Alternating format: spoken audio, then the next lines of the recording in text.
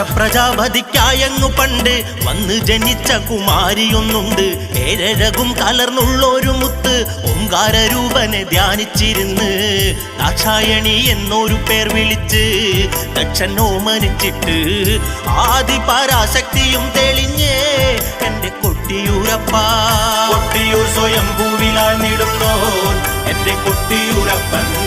ഓട്ടം തട്ടാതെന്നെയും കാത്തിടണേ എന്റെ കൊട്ടിയൂരപ്പ.